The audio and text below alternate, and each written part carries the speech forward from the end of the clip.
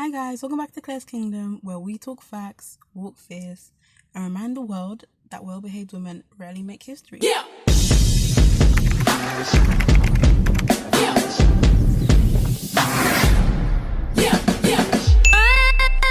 So we're gonna get straight into it, y'all. So today we're gonna be diving into Law 34 of the 48 Laws of Power, which is be royal in your own right or your own fashion. Act like king to be treated like one. Well, on this channel, act like a queen and you'll be treated like one. So, let's get into how you do this. So, number one is to have a self-appointed status. So, what does this mean? This means that you don't have to wait for permission to be exactly who you know you are. So, you need to know that power, true power, starts within. It starts from inside. It doesn't start from having the tangible items. It doesn't start by having an award or somebody giving you a job title or a name. It starts by growing power and respect within yourself. People respected royalty in history because they carried themselves like they belonged at the top. Think Cleopatra, Olivia Pope, the Queen, okay, Jessica Pearson, Lori Harvey to some extent. Like these women, these individuals showed that when you move first, when you give the first impression, the world will naturally follow. Also, your energy teaches people how to treat you. I think a lot of us get mixed up on the idea that having money, having trendy items, the latest car, a house may give you power or that look or that it girl factor. But in reality, you have to carry yourself with a quiet authority, set standards, and walk in with conviction. So in this way, others are able to mirror your energy and treat you based on how you treat yourself. So you don't need to demand respect. And I think a lot of us can get into the habit of demanding respect or trying to be loud or trying to be witty or trying to be relatable, when in reality, you just have to show up as yourself and let your energy, let your aura speak for yourself. Because I promise you, you will stand out 10 times more than the girl that's being a pick-me, yelling, shouting, looking for attention.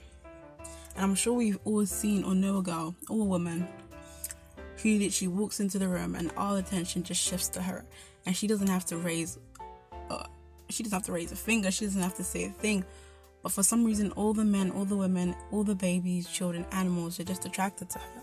And it's because she carries this quiet confidence, this quiet reassurance, and she knows who she is. So being exclusive is also very important to be seen as royal in your own right. So this means that you have to protect your energy. So kings and queens are not accessible to everyone. And as you see, the monarchies in the world, you're not able to just walk into the queen's castle, the king's castle. You're not allowed to just walk into these establishments. So you have to be selective with your time, energy, your conversations, and you have to elevate your worth in your own eyes and of the eyes of others. So scarcity drives curiosity. The less you show up, the less people have access to you, the more you'll be desired, the more people will wonder, who is this woman? So next presentation is a non-negotiable. So if you want to be royal in your own fashion and be treated as a queen, your appearance must reflect your internal standards. So in previous videos, I've shared how my wardrobe personally reflects figures like Olivia Pope, Jessica Pearson, Marilyn Monroe. I just like to mix up my fashion. But essentially the key or the common denominator is the fact that it falls under the classy, sexy, feminine kind of aesthetic. And I love that. So like royalty, you need to have a good grooming habits, style and posture. And you have to make sure all these things communicate self-respect. So before you even speak, make sure what you're wearing represents what you stand for and who you are, because people will react or respond accordingly. And I'm sure we've felt the difference of when we just left the house as soon as we rolled out of bed versus when we actually took the time to, put ourselves together, and we can see the difference in treatment. Doors are being opened for you, people are paying for your meal, you're getting free things. These are the benefits of showing up as the best version of yourself. And to be clear, guys, you don't have to adapt to a specific aesthetic, like a classy, clean girl aesthetic, to be seen as royalty necessarily. You just have to be true to yourself and not trying to mold yourself into it. Like, you can be treated like royalty. You can adopt that self-appointed status, right, by being the best version of you, no matter whatever that looks like. Okay, next, you need to move with intention. So move with intention, not insecurity. So queens do not over-explain, they don't overshare, and they don't chase validation.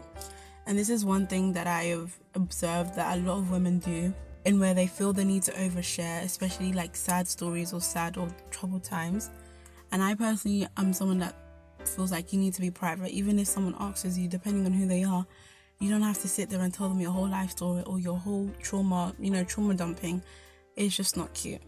Like, especially when you barely know the person or they're just a stranger, and then you're telling them your whole life, how you're a victim, all these things. Even if you're not a victim, like, I'm sure we have we all have valid struggles and valid traumas and sadness, but you don't need to be unloading on anyone that would listen. And I think that will really distinguish you from the average person. So you need to be calm, composed, and just create a aura of mystery and authority, because people will wonder about you and like they won't question your position. So next, you need to have boundaries and become your kingdom walls. So you need to create walls around you, create your own kingdom by protecting your space, by enforcing boundaries without guilt, and show that access to you is a privilege, not a given. And that's one reason why I love my girl Olivia Pope, because she talks about this, about how even speaking to her, like speaking to me, is a privilege. Speaking to Olivia Pope is a privilege. And that's exactly the mindset queens, and as a queen or uprising queen, you need to adapt. Someone speaking to you is a privilege, let alone them being in your space, touching you, being intimate with you. That is just priceless. Like, there's this quote I love, and price going up, access going down. So the more you become royal, the more you become self-loving and self-obsessed with yourself, your access will just be lower and lower and lower. And I'm a testament to this, because the way I've lost friends, my circle has shrunk since I started to level up, since I started to focus on me. And you know what? It's for the better, because I love my space. I love being around myself, because I actually love myself and I actually listen to myself, and I don't make myself shrink, unlike a lot of people that will try to shrink you when they see that you're becoming a powerful woman. So next, even in loss, you carry dignity. So I don't know if you guys watched Bridgerton. I think you know it was Queen Charlotte Bridgerton, and the queen has this phrase, sorrow's prayers, or sorrow's prayers, or sorrow's prayers. And it was like a little funny thing, but like, honestly, when something bad happened, if someone died, someone left the land, she would just say in her composed self, sorrow's prayers. And even though she'll probably break down behind the scenes, she was able to act like royalty even in the most inconvenient or saddest or heartbreaking situations. So even when you're facing challenges, you need to keep your self-perception intact.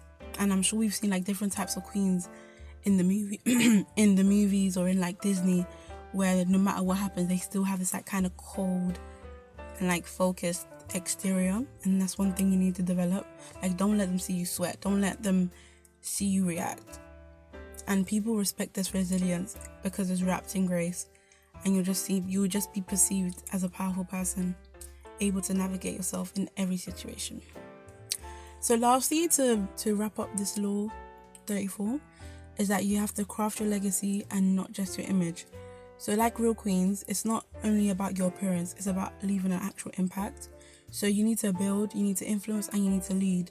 And that could be different things depending on what path in life, whether that's building your singing or your acting career, whether that's being a corporate baddie, working in the corporate world, whether you're self-employed, entrepreneurship, whatever it is, you need to build your legacy. And this will make people follow. I think a lot of people get mixed up with what being a leader is, thinking that you have to go and try to get the attention of people or try to, call people to follow you. But really and truly, you need to just focus on your empire, building your empire, and people will naturally follow you. People are naturally inclined to follow people that have a strong will, a strong vision, and they can see the way you present yourself, the way you respect yourself, the brand you're building. Focus on building your personal brand, and then I promise your crowd, your followers, they will find you. And this will happen even in the silence. And it may be quite a first, y'all, but eventually everything will fall into place, and I want that for you guys. So yeah, I hope you guys like this video. I'm probably going to cover some of the other laws. Comment down below if you guys have any specific laws you want me to cover, and I'll see you guys in the next one. Bye. Yeah.